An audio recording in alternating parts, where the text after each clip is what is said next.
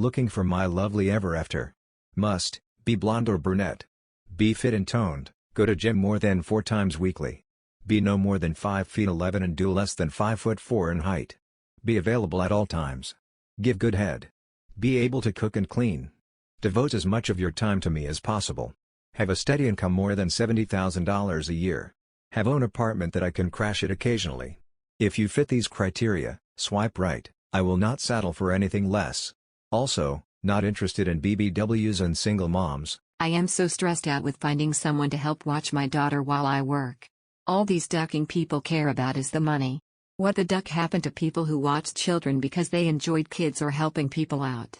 Nobody gives a duck other than how much are you paying. I've just written a book on difficulty working class kids have breaking into the professions because of proliferation of unpaid work. Huffington Post contacted me saying it sounded interesting. They asked me to write something. Unfortunately, they would be able to pay me, however, despite being a multi-billion-dollar company. So here's my article. You are part of problem, Huffington Post. The end. This dude doesn't get that what I was selling isn't there anymore, after he tried lowballing me for days. Could also be partially r/entitled people. So I was trying to sell, and successfully did so, a 6-part book series, hardcover special edition. It had different covers from the usual, with gold foil or something on the letters and a few extra pages in the back and front of each book, which I got gifted as a box set but wasn't really interested in. Basically, it's been in my bookshelf for years and I've never read it and also never really planned to read it. Bless my mom for buying it for me. She's trying her hardest to get someone into my hobbies, but she didn't quite understand that there's just some type of books that I don't read. She just assumed I'd like all of them, since I didn't use it. The books were in perfect condition, a little dusty at most. Still, I figured since they've been here for 4 years or so and no one would buy it for the original price even if it was unused, when they could get a new and sealed one for the same price. So instead of the initial $150 I put it up for $100 and planned on lowering the price to a minimum of $80 or something if anyone wanted to negotiate. So cue to this woman who texted me for the listing. Here's how the conversation went, over the span of a few days, because she only answered like every 5 hours or something. Her: I want the books. I'll give you $25. Me: 25? For a $100 listing? Don't you think that's a little low? Her: fine. $30.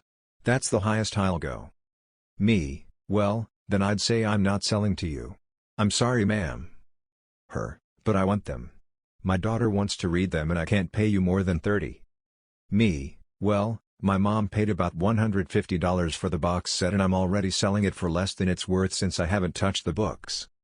Her: I'll give you $35, take it or I'll leave it. Me: I'm not selling for under at least $80. And also, if your daughter wants to read those books so badly, push that number up to $40 to $45 and buy the paperback box. Because surely she could get another $10 out of somewhere, I assumed. Her: but I want the ones you're selling. My daughter wants the hardcovers, because they're prettier. And we're poor. The Bible says you should help poor people. Me: I did my part in telling you that the paperback box set is within your price range. Also, you can get these books at any library, read them and then return them. Books are nice to own and have them be pretty, but you don't have to sacrifice the joy of reading, if you can't afford the hardcover special edition. Her: the Bible says you should help people in need and my daughter needs these books. Me: well, I'm not Christian, first of all. And second of all, if she needs them then I'll sell them to you. For $100. After that she didn't answer. During those messages a young girl had already texted me and we negotiated on $90 because she told me she was a student and that was the rest of what she saved up from her monthly allowance of $20, and I've been broke too at that age, so I get her. So then I sold it to her and surprised her by giving it to her for $80 instead and telling her to leave those $10 in her purse so she had at least a little something in case she got hungry or something. She came to pick the box up with her mom so that I didn't have to send it and pay shipping. She was all smiles and bubbles when she held the books and put them into her mom's car, brightly told me that nice-looking books were her guilty pleasure because she couldn't afford much else and loved to save up to treat herself. Bless this little girl, I really wanted to hug her. Later then the person from the first exchange messaged me again. I had already taken out the listing, but since she still had our chat saved, I assume that's how it went. She texted me again. Her: I want those books, I'll give you $40. Take it or I'll leave it. Me: sorry, I just sold the books. If you can manage $40 you can buy the paperback version brand new though. I'm sure your daughter would be just as happy. Her, 40, take it. No one's gonna pay you as much as I'm offering right now. Me, well I just sold it for 90, so I don't know about that. Her, I want the books. Now. Sell them to me and don't be an asshole. Me, I've already sold them. Her, but my daughter wants them. She needs them. Me, I literally don't have them anymore. Her, my daughter is asking when the books are coming. I already told her they'd be here soon.